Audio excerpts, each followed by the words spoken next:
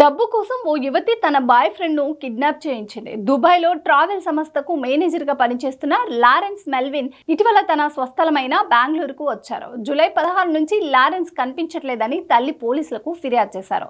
తన కుమారుని కిడ్నాప్ చేసినట్లు ఫోన్లు చేసి 2.5 కోట్లు ఇవ్వాలని కొందరు బెదిరిస్తున్నట్లు చెప్పింది. కేసు దర్యాప్తు ప్రారంభించిన పోలీసులు లారెన్స్ ను అతడి గర్ల్ ఫ్రెండ్ మహిమనే కిడ్నాప్ చేసినట్లు గుర్తించారు. జూలై 14న బయటకు వెళ్దామని మహిమ చెప్పడంతో లారెన్స్ ఓ కార్ బుక్ చేసుకుని ఆమెతో పాటు వెళ్లారు. కొంత దూరం వెళ్ళాక డ్రైవర్ కారును దారి మళ్లించాడు.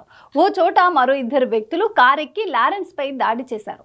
అతడి వద్ద ఉన్న ₹1,00,000 లాక్కుని ఓ అపార్ట్మెంట్ లో బంధించారు. 8 రోజుల చిత్రహింసలకు గురి చేసి లారెన్స్ కుటుంబానికి ఫోన్ చేసి 2.5 కోట్లు డిమాండ్ చేశారు. అదే అపార్ట్మెంట్ లో ఉన్న ఓ మహిళ ఇచ్చిన సమాచారంతో పోలీసులు లారెన్స్ ను రక్షించారు.